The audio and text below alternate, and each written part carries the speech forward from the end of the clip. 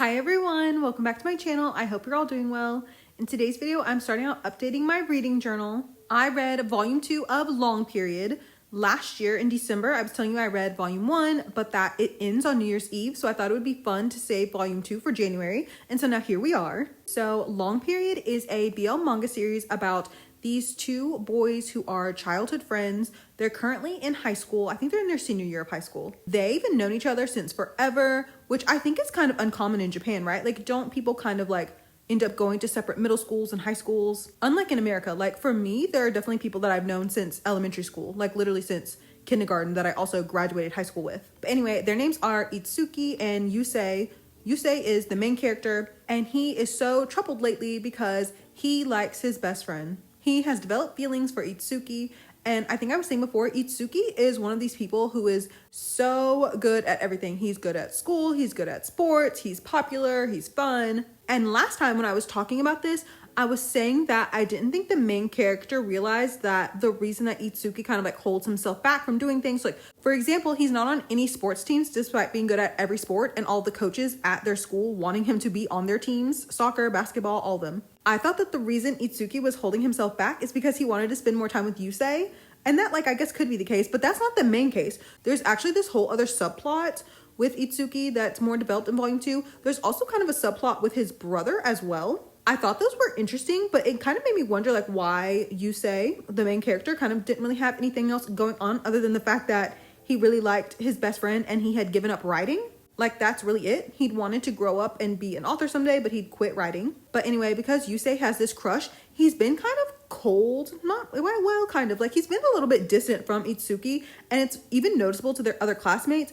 At some point, a pair of their friends are like, are y'all actually friends? You have this like hate relationship going on, this like frenemy relationship going on. And Itsuki also, like, it's clear that he knows something is up and he just wants them to go back to being as close and like, I guess kind of touchy-feely as they used to be. And of course the story is just about them ending up together. I mean, all romances, are they not about that? I love a childhood friends to lover story. I also love a school life story. I think they're so like wholesome. And this one was done so well. As a matter of fact, I feel like volume 1 especially has almost like a slice of life vibe to it at times, where they're not really doing anything. They're just kind of hanging out with each other.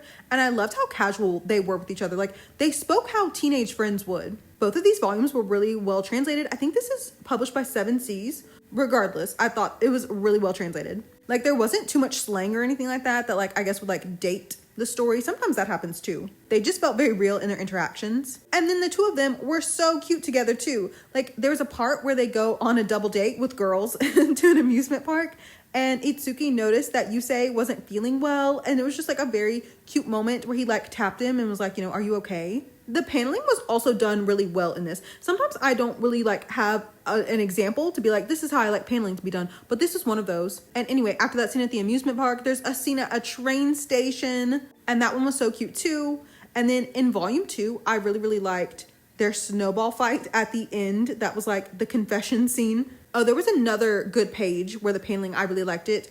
Sometime after that, Itsuki was at Yusei's house and Yusei was gonna make him some tea or some coffee. But anyway, this was perfect to read in January because, as I said, volume 1 ends on New Year's Eve. And I'm thinking volume 2 ends sometime around March. Like I feel like I remember seeing like flowers blooming, but maybe not. I like to mention that kind of stuff just in case anyone is like me and you really like seasonal reads. For some reason, it feels really difficult to find things set in the winter. I don't know why. Speaking of that, I know that this mangaka has another series that's been out for like, I feel like at least 3 years? Maybe I'm making that up, but it's a summer series. What's it called? My Summer of You, My Summer with You. I need to read that too. Now that I've read this and I know I really like it, I'm sure I'd love that series as well. There are a lot of like childhood friends to lovers, school life sort of stories.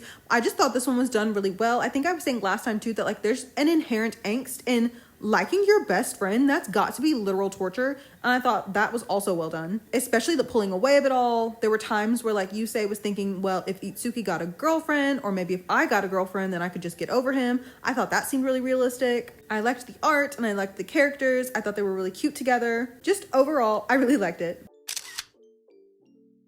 The next spread I'm making is also unfortunately the last spread of today's video, but it's also for my reading journal. I read Lovers on the Last Train. I had really actually wanted to get to this last year because it came out in December, but maybe it came out in late December and that's why I didn't. I don't remember, but I knew that I wanted to read it either January, February, like as soon as I could in the new year. I feel like it was one of those where I was truly judging it by its cover. I looked at the cover and I could tell I was gonna love it. I don't know. Also, we're on old man yaoi alert. Yes, this story is about two men who are both in their early 40s. The main character is named Haru, and he works for this, like, I guess he's developing an app, not himself, but he just works for the company. And this app is a dating app, and it's the kind where if you match with someone and then you find yourself within, so many feet of them, then it will chime or it'll make some sort of little notification noise. And Haru accidentally matched with someone one day as he was I don't know if he was just testing out the app, something like that, but he dropped his phone on his face and accidentally matched with someone. I'm laughing because the number of times, not even my phone, the number of times I dropped my iPad on my face, like I'm so glad I've been wearing glasses. There have been times I haven't been, and I'm like, I'm going to cause myself to have a black eye. But anyway, one day he's had like a really long, tiresome day at work, and he goes to one more bar just to have like one more drink, and he hears the app go off. And he's only matched with this one person because he did it on accident. So he turns around and he looks at him and he's like, oh, like he's really handsome, he's really good looking. And that's the male lead. His name is Fujishima. He is a wedding planner, which is such a fun occupation to have. That's such like a rom-com job to have. And Haru is immediately like, wow, like he's just my type. Like he's so good looking. I wish I were prettier to keep up with him. He's so shining and sparkling. And also in this manga, you get the perspective of the male lead too. I actually really, really enjoy that. I don't know why more manga. Well, I do know why. It's for like the drama of it all so that you don't know what the other character is thinking. But I feel like in a lot of manga, it'll be like most of the chapters are from the main character. Then you'll get like one at the very end from the male lead so that like, they're on the same page or whatever. But this one went back and forth, which I really, really enjoyed. So that's how you got to know that Fujishima also really, really liked Haru. He thought he was so cute. And he also thought Haru was sparkling in his own way. I thought that was so cute. There is no like nonsense in this manga. There is no miscommunication. Like these are grown people talking to each other. The main conflict for Haru is that he has never dated before. He's 41, I think, when the story starts, and he's never dated before. So he doesn't know what he should be doing, what he shouldn't be doing. And of course, because Fujishima is like so handsome, like he must feel like, oh, well, he's dated all sorts of people. He must be a pro at this. Fujishima is always like really straightforward, very honest about that he is interested in Haru and wants to get to know him better. Also, if you keep hearing clicking, oh my gosh, I don't know what's happening inside of my house. Like I'm sure if I Google it, it'll be like, oh, rats are in your walls, but I don't know what's happening actually. I just keep hearing this clicking. Before my mom left, she said it's because it's cold, and I'm like, okay, I guess. I mean, it is really cold outside and inside. It's only 49 degrees in my house right now, like free me actually. Anyway, I loved Lovers on the Last Train so much. Like to me, there was nothing wrong with it. I literally don't have any complaints other than the fact that there's not a sequel. The characters were just so like stupid in love with each other. Like they were so cute. And I liked that also they were like, middle-aged men. I was giggling and kicking my feet alongside of them. There were so many genuinely funny moments in the story. And I also felt like Haru's lack of dating experience was handled in a really realistic way. Like there's a part of the story where he's essentially practicing kissing and he's, in his early 40s. And it's like, well, yes. And also there's nothing wrong with that. I thought that was such an interesting thing to add in there because how realistic, seriously. I mean, you have to start somewhere. You have to start practicing somewhere. And if Haru's never dated anyone before, then yeah. Also, Fujishima was never pushy about anything. I was actually kind of surprised to get to the end of it and find that there was no explicit scene at all. And I thought that was kind of refreshing too. Like it just reminded me I don't need to have set expectations of what I think is going to happen in love stories, even though a lot of them, they do follow a similar path. They have to hit similar beats in a romance story. I just really, really liked it. It's definitely going to be in my favorites for 2026. Also, I was up finishing it at like 8 a.m. If that tells you anything, that I like opened my eyes and was like, oh yeah, I got to get to the end of Lovers on the Last Train. So I definitely recommend reading it. But now that both of the spreads I made today are finished, we can go put them into my digital journals.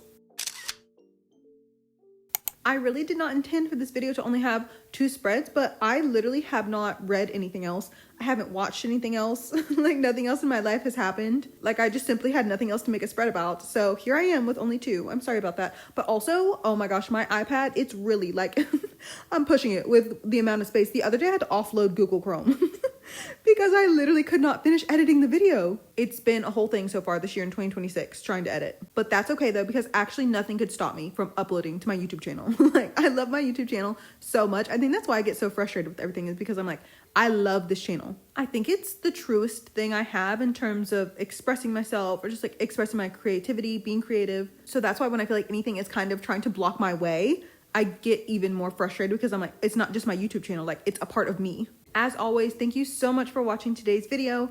Everything I used in today's spreads will be in my Pinterest board. The link to that is in the description box, along with the links to all of my other social media accounts, as well as the links to all of the Google Drive folders for all of my journal deco kits. If you have any questions, please let me know and I'll do my best to answer them. I hope that you've all been doing well. As I'm recording this, tomorrow EXO's new album is coming out, so next time you hear from me, I'm going to be a changed woman. I'll see you in the next one. Bye, everyone.